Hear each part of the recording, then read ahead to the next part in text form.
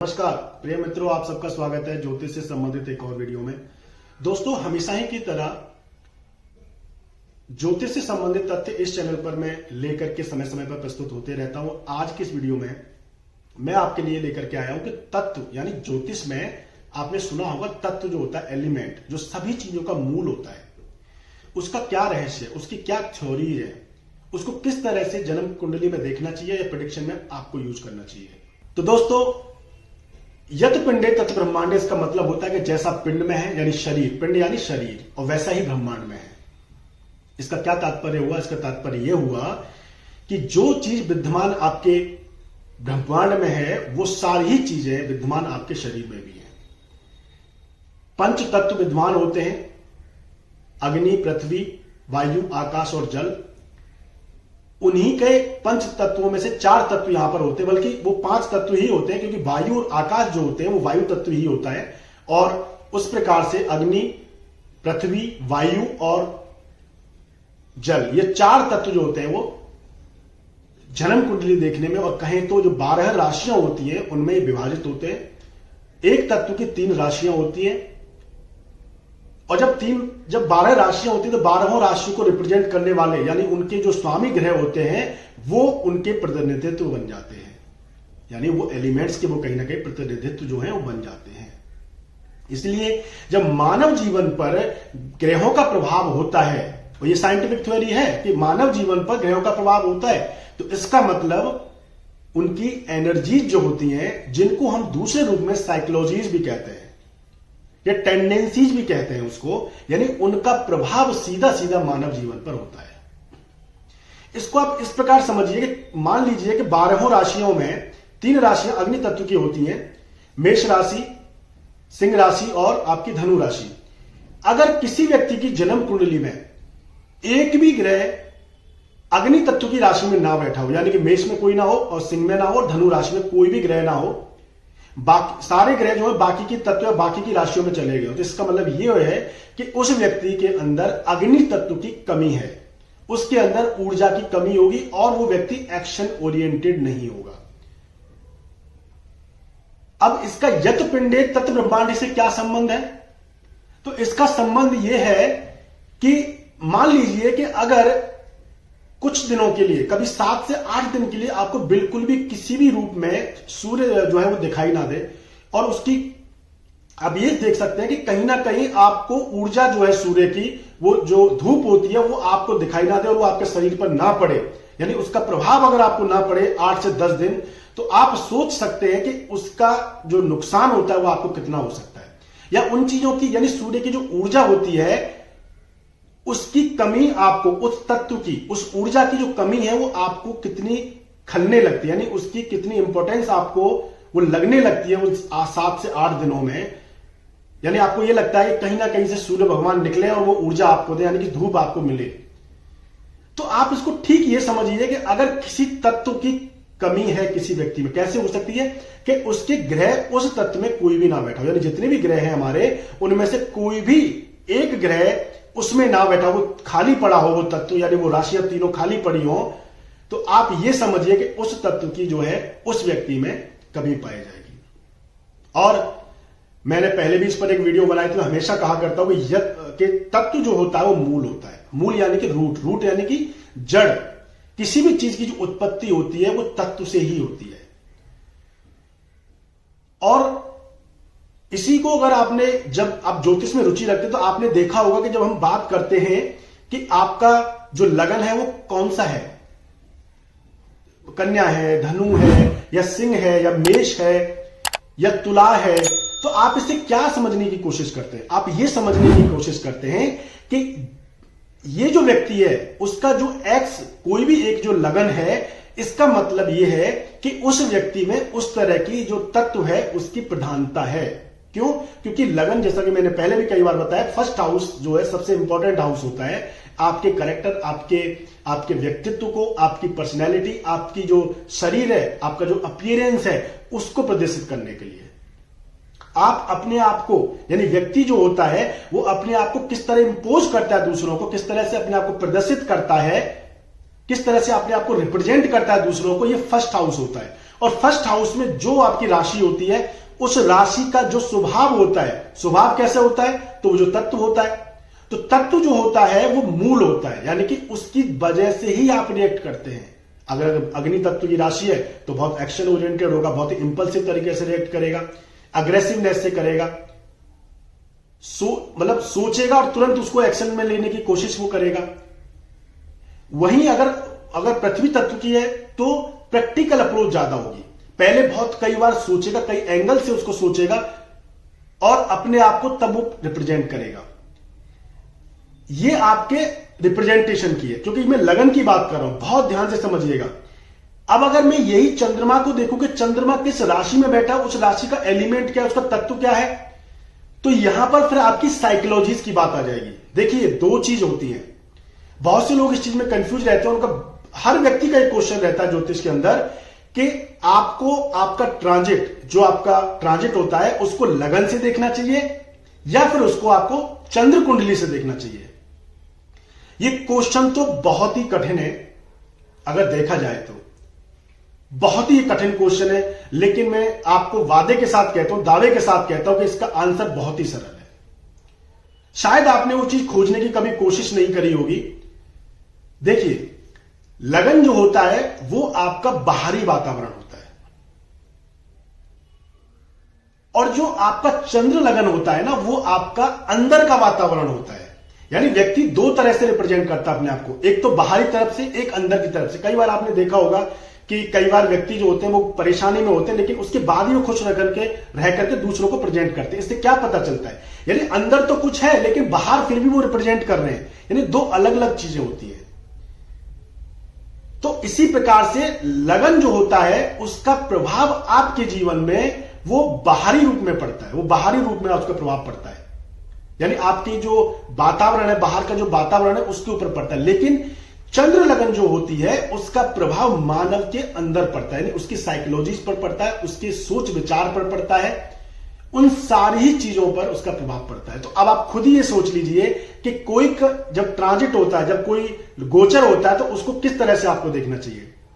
अगर आप ये देखना चाहते हैं कि उसके मानव की साइकोलॉजी यानी मानसिक रूप से क्या परिवर्तन जीवन में व्यक्ति के आने वाले, चाहे वो शनि का ट्रांजिट हो, राहु का, केतु का, गुरु का, मंगल का, किसी भी ग्रह का ट्रांजिट हो, उसका अगर आप चंद्र कुंडली से देखेंगे तो आपको पता चलेगा कि साइकोलॉजिकल रूप से क्या उसमें परिवर्तन आने वाले हैं।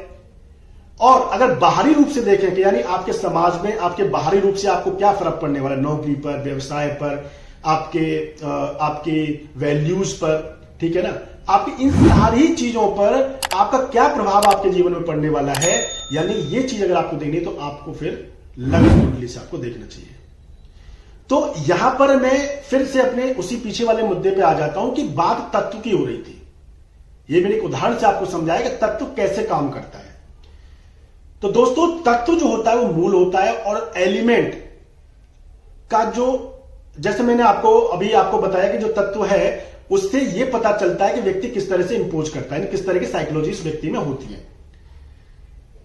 अब व्यक्ति में साइकोलॉजी कौन सी होंगी, तो जो भी ग्रह होता है, जिस तरह के राशि में जाकर के बैठता है, उस ग्रह की साइकोलॉजी जो होती है, उस ग्रह का जो साइकोलॉजी मोल्ड हो जाती है, परिवर्तित हो जाती है।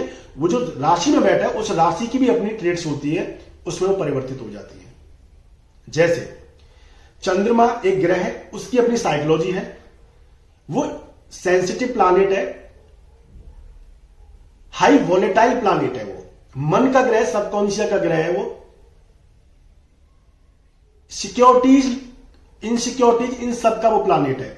इन सभी का प्लैनेट होने के नाते ये साइकोलॉजीज वो चंद्रमा लेकर के चलता है। और अगर यही चंद्रमा जिस तरह के तत्व की राशि में, अगर मेष में बैठेगा तो अग्नि तत्व में बैठेगा, वृष राशि में बैठा होगा किसी का चंद्रमा तो वो पृथ्वी तत्व में बैठेगा, वही अगर तुला राशि में बैठा होगा तो वायु तत्व में बैठेगा, और अगर मान लीजिए कि किसी और दूसरे तत्व में जाकर के बैठा है, यानी कि अग्नि तत्व में बैठा तो अग्नि तत्व की में बैठा होगा, यानी धनु में बैठा तो अग्नि तत्व राशि में बैठा होगा।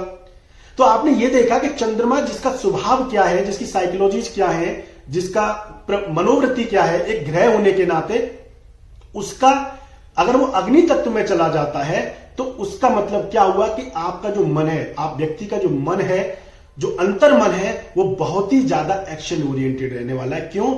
क्योंकि उसका अंतर्मन का जो संबंध है वो एक अग्नि तत्व की राशि से हुआ है, वो फायरी राशि से हुआ है। और उस तरह से फायरी राशि की जो प्लानेट, जो राशि है, उसके जो ट्रेड्स, उसकी जो विशेषता है, उसके हिसाब से वो रिएक्ट करेगा जीवन में। और ये फिक्स हो जाता है जब आपका जन्म होता है, ये आपका फिक्स साइकोलॉजी है। लेकिन चीजें जब क्योंकि जीवन बहुत लंबा होता है और हर दिन चंद्रमा यानी 2.25 दिन में चंद्रमा राशि परिवर्तन करता है, इसीलिए व्यक्ति का मन जो होता है वो आज दुखी कल अच्छा, अगले दिन कुछ और तरह की मनोवृत्ति जीवन में आ जाती है, किसी दिन किसी चीज को लेकर के परेशानी हो जाती है। क्यों? क्योंकि हर 2.25 दिन में वो एक एलिमेंट से निकल के, या कह लीजिए एक घर से निकलेगा दूसरे में जाएगा, तो इसका मतलब एक एलिमेंट से निकलेगा। अगर टॉरस में आज चल रहा है मान लीजिए, तो वो निकल के मिथुन में चला जाएगा, तो टॉरस तो अग्नि पृथ्वी तत्व हो गया, और जो मिथुन है वो अग्नि तत्व, माफ कीजिए, वायु तत्व हो गया। तो आप सोचिए कि टॉरस में जिस दिन चंद्रमा रहा होगा, कहीं ना कहीं वो प्रैक्टिकल अप्रोच थी, ज्यादा सोचने की प्रवृत्ति होगी, और कहीं ना कहीं पैसे से, धन से संबंधित, पोजेशंस, वैल्यू से संबंधित उसने उस दिन 2.25 दिन में सोचा होगा। वहीं जब वो अगर वायु तत्व की राशि में चला जाएगा, तो फिर वो मेंटालिटी, मानसिकता के बारे में सोचेगा, यानी अध्ययन करना और नई नई चीजों की खोज करना। 2.25 दिन में अगर इनकी तरफ मन होगा, तो उसके बाद 2.25 दिन बाद वो निकल करके फिर चंद्रमा कर्क राशि में आ जाएगा। और कर्क राशि का क्या स्वभाव है? वो जलीय राशि है, भावना प्रधान राशि है, नर्चरिंग नेचर की है, दूसरों के प्रति उदार होने की वो राशि है, सबसे सॉफ्ट, यानी जॉडियक का जो 12 राशि होती है उससे सबसे सॉफ्ट साइन होता है, वो सबसे दयालु वो राशि होती है। आप ये कह सकते हैं कि उसमें सिंपैथी, इंपैथी की जो ट्रेट्स होते हैं बहुत ज्यादा होते हैं। तो जब मन का कारक चंद्रमा उस 2.25 दिन में अगर वो कर्क राशि में चलेगा, तो आप सोचिए उस 2.25 दिन में आप कहीं ना कहीं इमोशनल बहुत रहने वाले, किसी न किसी घर परिवार के संबंधित परेशानियों से रह सकते हैं, माता के संबंधित रह सकते हैं, परिवार के सुखों से संबंधित रह सकते हैं। तो आपने ये समझा कि तत्व जो होता है वो किस तरह से काम करता है। अब चूंकि मेरा मोटिव जो था इस तत्व को लेकर के आने का वो ये था कि ये चीज आपके रिलेशन में कैसे काम करती है, जब कुंडली मिलान की बात आती है, मैचिंग की बात आती है, तो ये कैसे काम करती है, और जब आप देखते हैं कि बिजनेस पार्टनर किसके साथ आपका कैसा संबंध आपके साथ जीवन में रहेगा, व्यक्ति का बिजनेस कैसा रहेगा, आपस में तालमेल रहेगा कि नहीं रहेगा, क्लैशेस तो नहीं होंगे, या फिर आपके जीवन में कौन व्यक्ति आपके लिए लाभकारी हो सकता है, या कोई व्यक्ति आपके जीवन में आपके लिए एक पॉजिटिव छाप छोड़ सकता है, एक नेगेटिव छाप छोड़ सकता है, इन्फ्लुएंस छोड़ सकता है। ये सारी चीजें तत्व के ऊपर ही निर्भर होती है। और ये आप कैसे देखेंगे?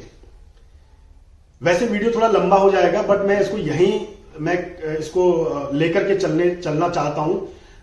तो अभी होगा क्या कि जैसे कि आपने देखा कि अगर किसी व्यक्ति का, अब अगर मैं 2 व्यक्तियों की बात करूं कि उसमें आपस में संबंध कैसे अच्छा रहेगा कि नहीं रहेगा, आपस में दोनों एक दूसरे के लिए अच्छे रहेंगे कि नहीं रहेंगे, चाहे फिर वो मैरिज की बात हो, किसी भी एंगल से आप इसको ले सकते हैं। किसी व्यक्ति का लगन अगर मान लीजिए एरीज लगना है, तो एरीज लगन से कौन सी तत्व, यानी एरीज लगन वायु अग्नि तत्व हो गया, उससे कौन सा तत्व जो है वो फ्रूटफुल एस्पेक्ट में है। या मतलब अगर कोई व्यक्ति, 2 व्यक्ति अगर अग्नि तत्व के ही है, लगन है, तो इसका मतलब है ये बहुत अच्छा है, इससे बेहतर नहीं हो सकता, मतलब ये सबसे ही अच्छा है। एक व्यक्ति मान लीजिए मेष लगन का हो जाए, दूसरा जो व्यक्ति है अगर वो सिंह लगन का हो जाए, तो मेष और सिंह दोनों ही जो है वो एक ही तत्व की राशि है, और आपस में वो पंचम होती है, नवम पंचम का योग होता है। या धनु हो जाए, एक का धनु हो जाए, या एक का मेष हो जाए, या फिर एक का धनु हो जाए, एक का लियो यानी कि सिंह हो जाए, ये अच्छी एस्पेक्ट है। अब जीवन में सारे व्यक्ति तो ऐसे एक ही तत्व के तो नहीं होते, और ये कोई जरूरी भी नहीं है कि जिस व्यक्ति से आप संपर्क में जाना चाहते हैं या जिनसे आप डील करना चाहते हैं लाइफ में, बिजनेस डील हो, चाहे वो आपके लिए कुंडली मिलान हो, अगर जीवन साथी की तलाश में अगर आप हैं, तो उस समय पर यह देखिए कि वो जो उस व्यक्ति का, दूसरे सामने वाले व्यक्ति का जो लगन है, वो आपकी जन्म कुंडली का जो लगन है उससे क्या वो नवम पंचम योग में पड़ता है, तो सेम एलिमेंट हो जाएगा, बहुत अच्छा है। या फिर वो एक, जैसे अगर लगन में जो एलिमेंट है उससे 2 घर आगे गिनेंगे, मतलब तीसरे घर में जो एलिमेंट पड़ेगा वो भी आपके लिए बहुत अच्छा रहेगा। जैसे अगर मेष लगन है तो तीसरे घर में यहां पर पड़ेगा मिथुन, यानी मिथुन का तत्व होता है वायु, अग्नि तत्व हो गया मेष और वायु तत्व हो गया मिथुन। तो अग्नि और वायु का सामंजस्य बहुत अच्छा है। आप सबने देखा है कि जब अग्नि प्रज्वलित होती है उसमें वायु प्रदान करते हैं तो वो और ज्यादा बढ़ जाती है, यानी कि वो उसको स्टिमुलेट करती है, वो समृद्धता है उसमें आपस में। वहीं अगर जल की मैं बात करूं तो जल, अगर अग्नि में जल डाला जाएगा, यानी जल तत्व की अगर मैं बात करूं तो वो अग्नि को बुझा देगा। या फिर अगर जल को इतना गर्म कर दिया जाए, उसमें अग्नि दे दी जाए, तो वो वाष्प बन करके उड़ जाएगा, यानी वो उसको खत्म कर देगा। धीरे धीरे वो पूरा ही जो है वो वाष्प बन जाएगा और वो उड़ जाएगा, स्टीम बन जाएगा वो। तो इसका मतलब आपस में उनमें कॉन्ट्राडिक्ट है। इसका मतलब ये हुआ कि एक व्यक्ति अगर मेष लगन का है और दूसरा व्यक्ति अगर कर्क लगन का है तो इसमें आपस में सामंजस्य नहीं रहेगा। क्यों? क्योंकि दोनों को सोचने का तरीका अलग है, दोनों की साइकोलॉजीज अलग है।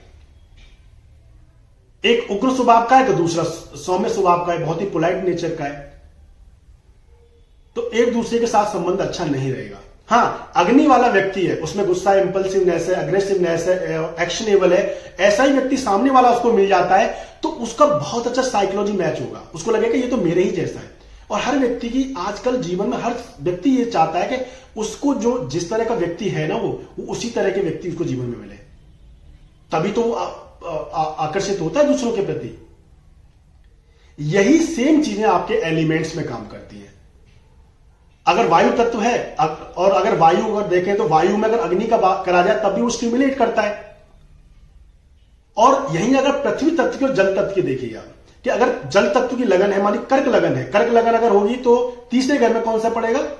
पृथ्वी तत्व। जल तत्व, उसके बाद फिर सेकंड हाउस में पड़ेगा अग्नि, जल तत्व के बाद फिर अग्नि तत्व पड़ेगा, उसके बाद फिर आपका पृथ्वी तत्व पड़ेगा। तो अग्नि, माफ कीजिएगा, जल का और पृथ्वी का आपस में बहुत अच्छा संबंध है, आपस में स्टिमुलेट करते हैं, एक दूसरे को कॉम्प्लीमेंट करते हैं। कैसे? अगर पृथ्वी यानी जो मिट्टी है उसके ऊपर आप जब जल डालोगे ना तो वो उसको ग्रहण कर लेता है, उसमें रिसेप्टिवनेस होती है। ठीक उसी प्रकार अगर आप किसी पानी में मिट्टी डालेंगे तो पानी उसको ग्रहण कर लेता है, यानी मिट्टी में और पानी आपस में मिल जाते हैं, वो रम जाते हैं। तो इसका आपस में बहुत अच्छा संबंध होता है। तो इसलिए जल तत्व का लगन है और जल तत्व का एक दूसरे व्यक्ति का लगन हो जाता है, ये बहुत अच्छा है। या जल तत्व के साथ में पृथ्वी तत्व का जो लगन है वो होना बहुत ज्यादा अच्छा है। तो दोस्तों इस तरह आप इसको अच्छे से देख सकते हैं। और सबसे इंपॉर्टेंट यह है कि जन्म कुंडली मिलान में खास करके अगर मैं मैरिज की बात करूं तो ये यहीं पर समाप्त नहीं हो जाता है। ये तो बस मैंने एक तत्व की बात करी है। जन्म कुंडली मिलान में और बहुत सारी चीजें कैसे हम देख सकते हैं, कैसे एक अच्छी जन्म कुंडली का मिलान आप कर सकते हैं, कैसे आप ये प्रोडिक्ट कर सकते हैं कि मैरिज जो है किन्हीं दो व्यक्तियों के बीच में, यानी कि स्त्री और पुरुष के बीच में कैसी वो रहने वाली है, और पार्टनरशिप किन्हीं दो व्यक्तियों की। देखिए मैरिज भी पार्टनरशिप ही होती है, बस बशर्ते ये होता है कि एक लॉन्ग टर्म पार्टनरशिप होती है। इसलिए मैरिज को सबसे ज्यादा, यानी 7th हाउस को हमेशा मैरिज ही ज्यादा बोला जाता है कि मैरिज का वो हाउस है। क्यों? क्योंकि वहां पर आपका जो पार्टनर है वो सबसे लंबे समय तक आपके साथ रहता है। तो इसलिए इस तरह से आप इसको देख सकते। तत्व इसके बारे में और भी मैं आगे करके वीडियो आऊंगा, क्योंकि ये अभी खत्म नहीं होता। अगर मैं इस पर बात कर लूंगा अभी तो मुझे लगता है कि मैं शायद इसको 2 घंटे में भी इतना एक्सप्लोर आपको करूंगा कि ये कहीं ना कहीं आपको, आपके जो क्वेश्चंस आपके दिमाग में बनते हैं इन चीजों को लेकर के, यानी जो एक रहस्य बनता रहता है वो समझ नहीं पाते, उनको लेकर के बहुत ही अच्छा ये वीडियो है। तो दोस्तों कैसा लगा आपको वीडियो? अच्छा एक और चीज कि आप अपने जो भी व्यक्ति आपके संपर्क में है या जो भी व्यक्ति जिनकी जन्म कुंडली के बारे में आप जानना चाहते हैं उनके संबंध को और आपसे आप मिला करके देखिए। निश्चित ही आप पाएंगे कि जिनका कॉन्फ्लिक्ट है, यानी कि जिनका संबंध, जैसे मैंने बताया कि जिन चौथे का संबंध है, एक से चौथे का अगर लगन का, एक दूसरे के लगन का संबंध एक से चौथे का बन रहा है तो वहां पर आप पाएंगे कि उनमें क्लैशेज है, उनमें परेशानियां हैं। और जिनमें तात्कालिक मित्रता, यानी कि तीसरे हाउस का और पहले हाउस का अगर संपर्क बनता है तो वहां पर अच्छा है। और सबसे अच्छा क्या है तो वो है नवम पंचम योग में अगर पता नहीं सेम एलिमेंट अगर किसी का है तो ये बहुत ही ज्यादा अच्छा है। तो दोस्तों कैसा लगा आपको ये वीडियो? कमेंट में जरूर बताइएगा कि आपने अपने जीवन में जो जहां पर आप एनालिसिस करते हैं आपने कैसा आपने देखा इसको, किस तरह के एक्सपीरियंसेस आपने इस तरह इसको लेकर के देखे, तत्व को लेकर के। देखिए दोस्तों अगर ज्योतिष पे अगर आपको कमांड करना, ज्योतिष अगर आपको सीखना है और इसको साइंटिफिक तरीके से सीखना है तो हर एक चीज को वैज्ञानिक तरीके से ही आपको सीखना पड़ेगा। तो आप खुद अपनी मदद कर पाएंगे, फिर आपको किसी की जरूरत नहीं पड़ेगी कि आपको कोई चीज समझाई जाए, क्योंकि समझने का तरीका अगर सही होगा तो आप खुद से ही चीजों को समझ सकते हैं। तो दोस्तों, आने वाली वीडियोस में इसी तरह से ज्योतिष से संबंधित साइंटिफिक क्या थ्योरीज हैं, ऐसी वीडियो में लेकर के समय पर आता रहता हूं। चैनल पर अगर आप नए, सब्सक्राइब करिए, वीडियो को लाइक करिए, शेयर करिए। तो अगली वीडियो में फिर मुलाकात होगी, तब तक के लिए नमस्कार।